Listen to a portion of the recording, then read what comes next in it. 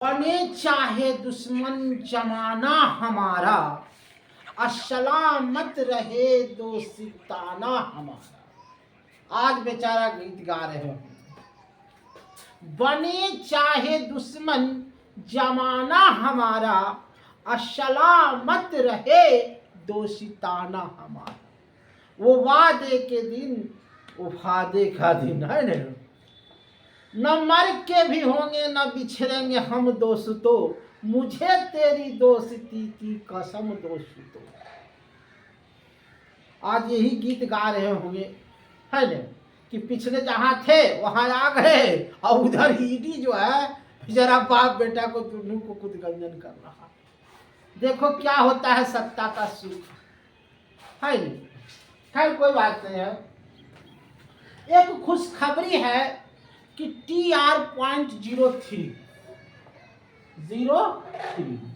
इसका आवेदन मैंने सुनने में आया है 15 तारीख से आपको लिया जाएगा और मार्च में ही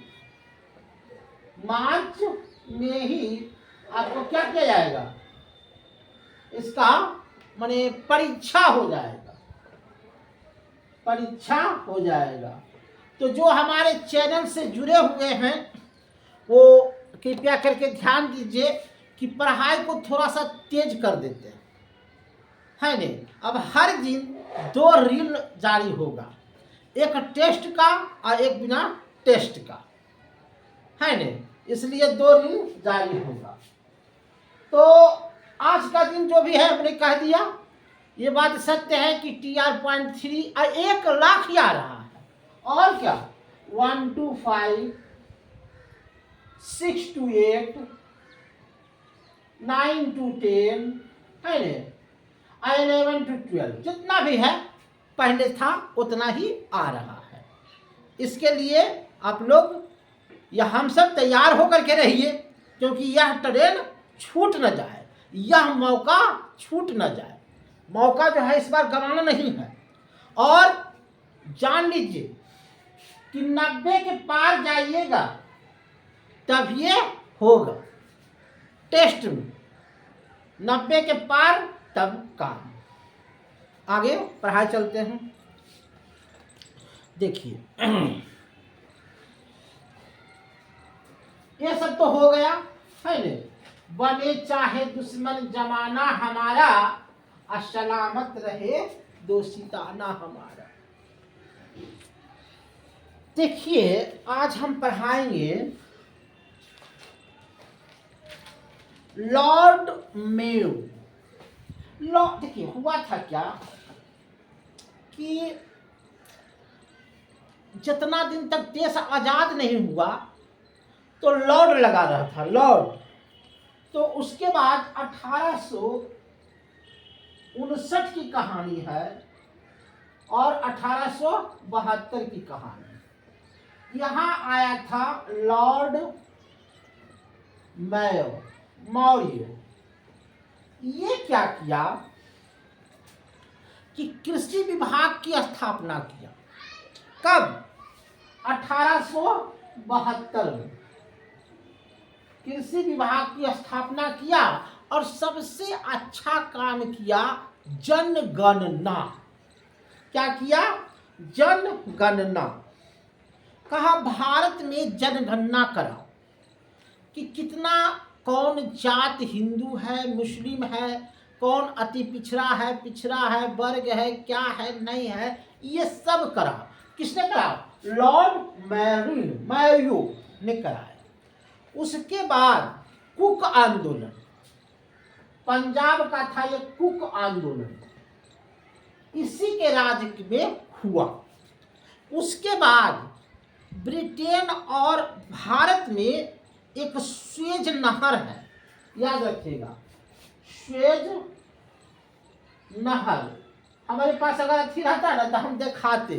स्वेज नहर जो है बहुत पतला सरकीला रास्ता है, समुद्र का रास्ता है, समझे। उसको ही खुलवाया और खुलवाने के बाद जो ब्रिटेन से माने दूरी होकर के आता था जहाज, वो स्वेज नहर से सुविधाजनक से आने लगा। है नहीं, वो है ब्रिटेन और भारत के बीच में एक स्वेज नहर है ना। स्वेज नहर को क्या किया, ये खोलवाया और व्यापार की सुविधा को बढ़ाया। उसके बाद आया लॉर्ड लिटिल।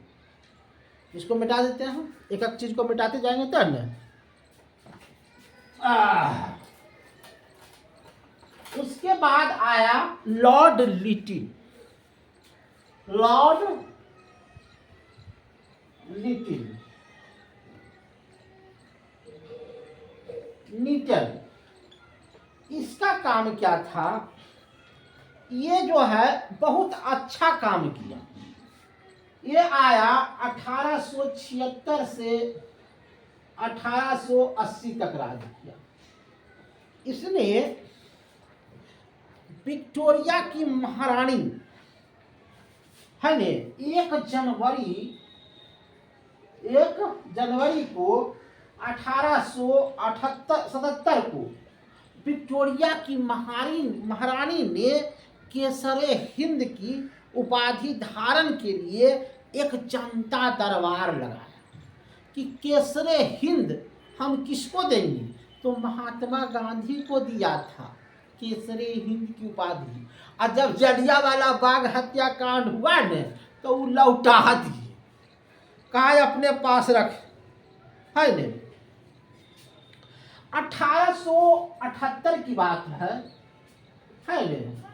इसमें प्रेस पर बहुत बड़ा कठिन, माने कोई भी प्रेस जो है ब्रिटिश माने ब्रिटेन के खिलाफ कोई भी जो है माने कुछ होता है गलत नहीं लिख सकता, और अगर जो गलत लिख दिया तो उसकी संपत्ति और अथी को जब्त कर लिया जाएगा।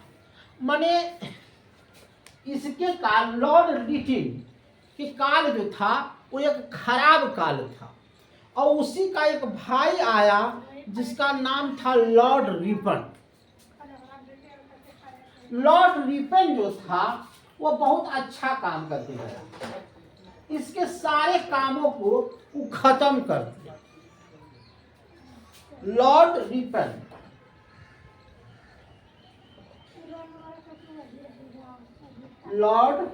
रिपन ये क्या किया कि 1880 में आया और 84 तक राज किया, और 40 साल राजे किया। ये क्या किया कि सिविल सेवा परीक्षा में 19 बरस से 21 बरस तक कर दिया गया। सिविल सेवा में 19 से लेकर के 21 बरस तक कर दिया गया। 1881 में कहा, 1881 में यह एक नियम लागू कर दिया कि हर एक 10 वर्ष के बाद क्या होगा, जातीय गणना हो, है नहीं। और इसने कारखाना लगाया और हंटर अध्यक्षता का गठन किया। उसके बाद आया लॉर्ड डफरिन, ये बड़ा अच्छा काम किया। लॉर्ड डफरिन ये क्या किया कि ये भारत के लोगों मेरे पास आओ। कुल्हे नेता गया, कहा की बात है सर जी, कहा देखो अरे हमारा कानून तो रहबे करता है, तुम लोग भी एक संविधान का गठन करो, एक नियम बनाओ, एक अथी बनाओ। इसी के काल में हुआ था। कब हुआ था, 28 दिसंबर 1885 को। और पहली अध्यक्षता के किए थे A.O. हुम्स। याद रखना, ये वो हुम्स जो थे बहुत बड़ा विद्वान था। किसके लिए, संविधान के लिए। आई विदेश में, भारत का विदेश में संविधान के बहुत, भीमराव अम्बेडकर से बहुत बड़ा था। ऐसा भीमराव अम्बेडकर तो लिखा ने, आई कहूँ बड़ा ज्ञाता था एम्स हुम्स राव। और 1885 में कहाँ बैठक हुआ? तब बम्बई में। कहाँ हुआ? बम्बई। कहा ए भाई साहेब कुल बैठो आ एक संविधान पारित करो। अब जैसे मान लीजिए सती प्रथा है, बाल विवाह है, दहेज प्रथा है, इस सब पर समाज में रोक लगाबू। तो इसीलिए वो नियम हो गए। तब कांग्रेस, उसका नाम दिया कांग्रेस, कि कांग्रेस के गठन में ये लोग होंगे। तो कांग्रेस में कौन कौन आदमी रहेगा? तो गरम को रहते, नरम को रहते। वो अथी न है, एक संगठन न है। तो ओकरा में दोनों आदमी घुसा। और लॉर्ड डफरिन के ही राज में डुंडरन रेखा, डुंडरन रेखा का मतलब समझता है? डुंडरन रेखा, ये रेखा जो है भारत और अफगानिस्तान के बीच में है। किसके बीच में है? भारत और अफगानिस्तान। इसको यह जो है लागू कर दिया और कहा कि सप्ताह में एक दिन छुट्टी रहेगा, 11 घंटा काम रहेगा। उसके बाद ये चला गया। उसके बाद आया लॉर्ड कर्जन।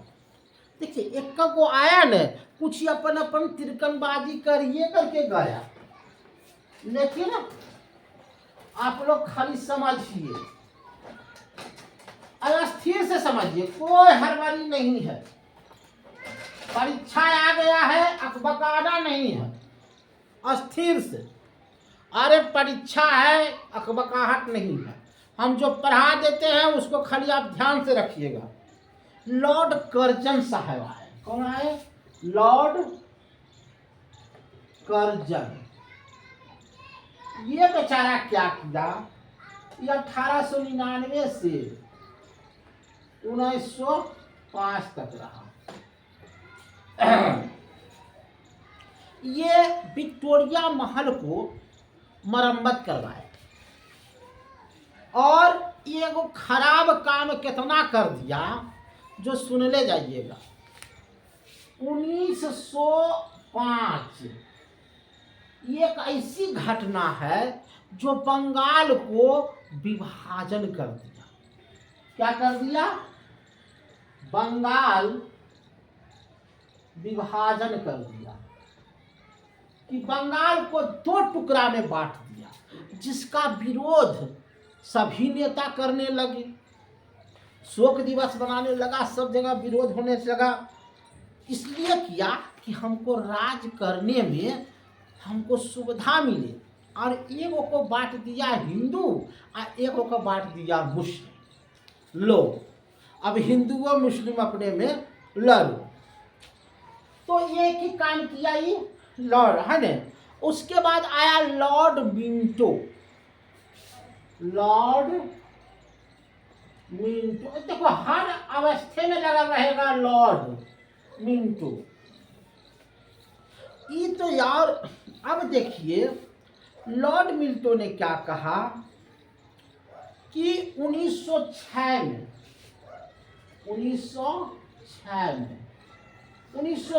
में ढाका में, कहाँ? ढाका में आगा खां और सलीम उल्लाह खां, आगा खां और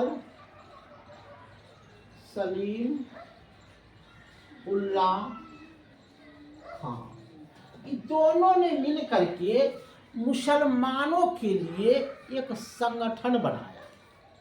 कहा ये जो है मुसलमानों का रक्षा करेगा, है ने। तो इसको बोलते हैं मुस्लिम लीग। इसको बोलते हैं मुस्लिम लीग। लीग का गठन हुआ। उसके बाद 1907 में, है ने, इसी के लॉर्ड मिंटो के राज में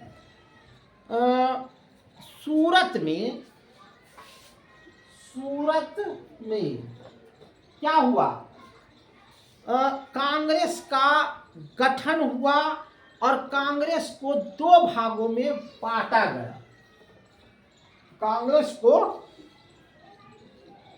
इसको वो देते हैं कांग्रेस का विभाजन। कांग्रेस का विभाजन। अब देखिए जरा सा प्रश्न आपसे पूछते हैं, बंगाल विभाजन कब? 5 में। कांग्रेस विभाजन कब? 7 में। इसी में कंफ्यूज नहीं कर जाइएगा, हम ही कंफ्यूज कर गए, है नहीं? तो हम बंगाल विभाजन 5 में, कांग्रेस का विभाजन 7 में, याद रखिएगा। उसके बाद 1909 में मुसलमानों के सुधार के लिए एक नियम लाया गया जिसको लिखते थे मालो मिनिटो। क्या कहते थे? मालो मिनिटो, जो मुसलमानों को सुधार के लिए लाया गया। पूछेगा आपसे कि मालो मिनिटो कहिया अइले हल? तो 1909 में। अब बताएंगे। उसके बाद आया लॉर्ड हेडिंग द्वितीय। लॉर्ड हेडिंग द्वितीय। देखिए पढ़ाई जो है ना, अस्थिर का चीज, अस्थिर से पढ़िएगा कुछ नहीं होगा, एक एक चीज को हम रटवा देंगे। अब आया लॉर्ड हार्डिंग द्वितीय। लॉर्ड हार्डिंग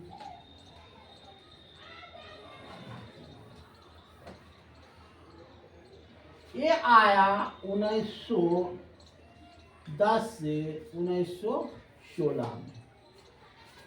ये इंग्लैंड का वो राजा था जिसका नाम था राजा पंचम। क्या था?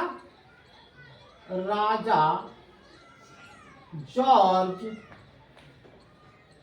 पंचम। इसने 12 सितंबर 1911 को, याद रखिएगा 12 सितंबर 1911 को दिल्ली में एक भव्य आयोजन किया, है नहीं?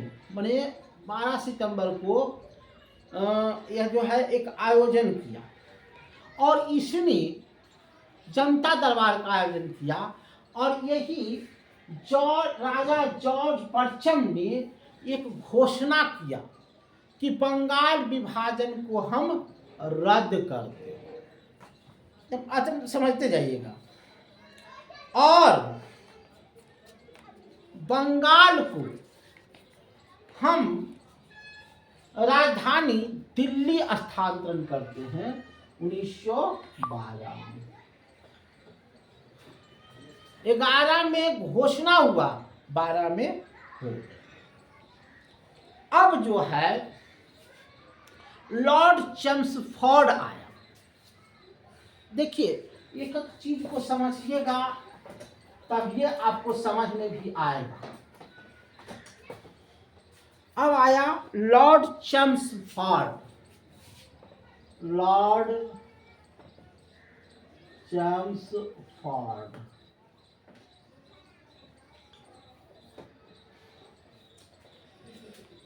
1916 में कांग्रेस का 1916 कांग्रेस का लखनऊ में एक अधिवेशन हुआ जिसमें क्या हुआ कि इसमें लखनऊ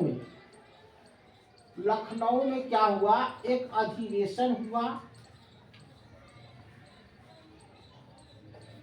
उसमें मुस्लिम लीग जो ढाका में आगा खां और सलीम उल्लाह खां के नेतृत्व में मुस्लिम लीग की गठन हुआ था। मुस्लिम मुस्लिम लीग, इसका जो गठन हुआ था, इसकी बात अंग्रेज नहीं मानता था। इधर तुम्हारा हम कांग्रेस की बात मानेंगे। तो कहा कि ऐसा करो, हम कांग्रेस में ही ढुक जाते हैं। तो 1916 में एक अधिवेशन हुआ लखनऊ में। अकाए कांग्रेस भाई और मुस्लिम लीग दोनों एक हो जो, तो दोनों एक हो गया। अब तो बात सुनेगा, कांग्रेस का सुनता था न, तो ये मुस्लिम लीग दोनों एक हो गया, तब तो सुनेगा। उसके बाद 1919 में एक रॉयल एक्ट लाया अंग्रेज, रॉयल एक्ट। इसमें क्या था कि अगर तुम पर हमको शक है, माने चेहरे देख करके हम कहेंगे कि नहीं ये अंग्रेज का दुश्मन है, तब बिना फुसटंग के उसको बंद कर दो जेल में। उस पर कोई माने दोषी नहीं है, उसको चुपचाप बंद करो और उसको मारो, गरियाबो और उसके बाद फिर बाहर कर दो। उसी को कहते थे रॉयल एक्ट। अब तो अच्छा ये नियम कहीं भी लागू होते तो कर वाला तो विरोध होबे करते है न। सबसे पहले विरोध कर लिया कौन? पंजाब। पंजाब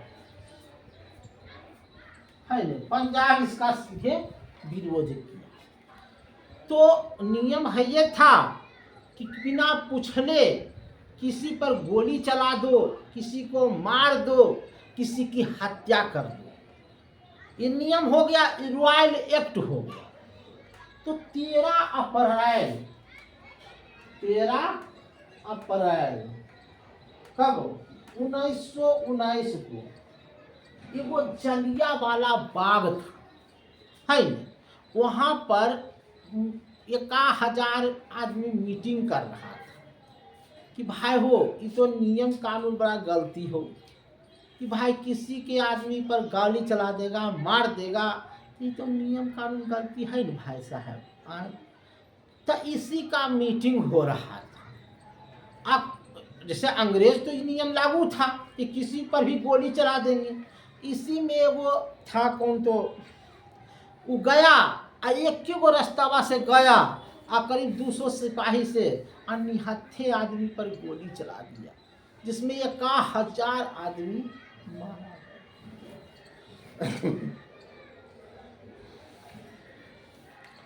अब जब मारा गया तो महात्मा गांधी जी कहें कि देखो इसके खिलाफ असहयोग आंदोलन निकाले। खिलाफत असहयोग आंदोलन। उसके बाद लॉर्ड रीडिंग, ये सब अभी पढ़ावेंगे, अच्छा से पढ़ावेंगे, लेकिन अभी इसको बता दें कि सब कुल अंग्रेजमन फंड ये तो किसके था में? Lord Chelmsford. यही नियम में निकालो ले हो, यही नियम में निकालो ले। एगो लॉर्ड रीडिंग, लॉर्ड रीडिंग, इसमें जो है 1921 से 66 तक, 1921 से 66 तक, इसमें महात्मा गांधी क्या किया? अंग्रेज को खिलाफ असहयोग आंदोलन निकाला। उनका कुछ कहना नहीं था, कहना था कि हम पर गोली चलाने वाले का हम कपड़ा पहनेंगे। मेरे एक भाई 1000 आदमी का हत्या कर दिया और उसका हम कपड़ा पहनेंगे, कपड़ा त्याग दो। उसका विद्यालय जो खुला हुआ है, उसके विद्यालय से डिग्री ले कर करके हम कौन सा शिक्षा प्राप्त करेंगे? उस डिग्री से कॉलेज छोड़ दो, है ने। उसके नमक को, अंग्रेज नमक बेचता था, उस नमक को त्याग दो। माने अंग्रेज का कोई भी सामान हम नहीं यूज करेंगे। तो उसी में पूरे भारत में इस चीज की चर्चा होने लगा कि अरे सही बात हो है। उसी को कहते हैं असहयोग आंदोलन। लेकिन जैसे एक आदमी के कहबै तन 5 फरवरी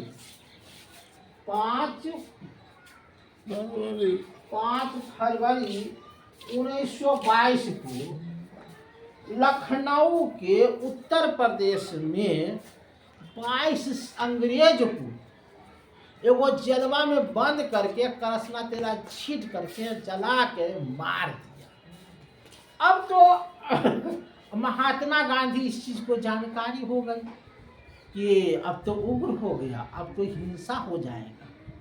बस जैसे ही हिंसा की बात होने लगी, बस वह असहयोग आंदोलन वापस ले लिया कि हमने त्याग की वस्तु को कहा था और तुम लोग जलाने का काम कर लिया, अंग्रेज को मारने का काम कर लिया, तो इससे हम जीतेंगे? उससे नहीं जीतेंगे, हम हार जाएंगे।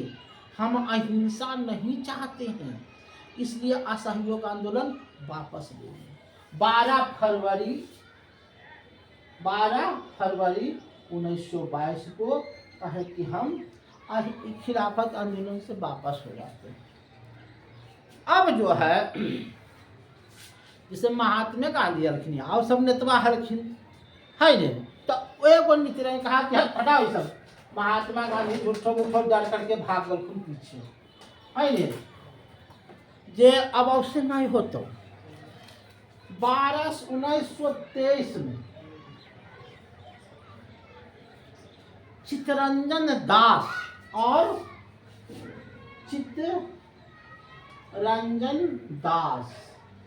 और मोती लाल, ये दोनों मिलकर के स्वराज पार्टी इलाहाबाद में स्वराज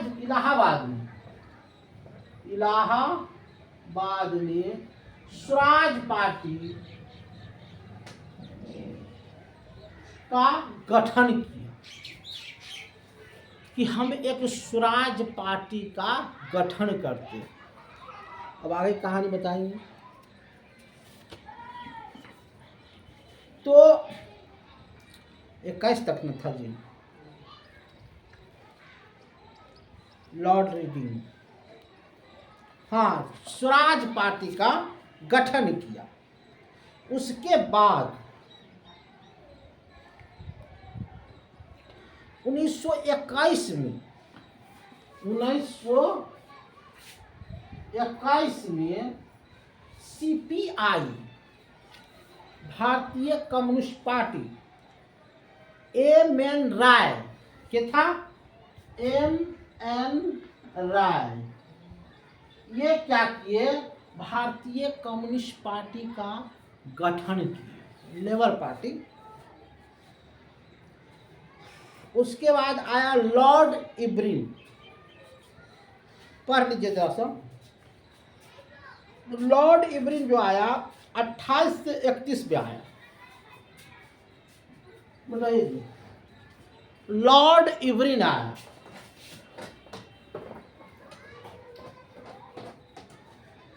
लॉर्ड इब्रिन साहब क्या किए?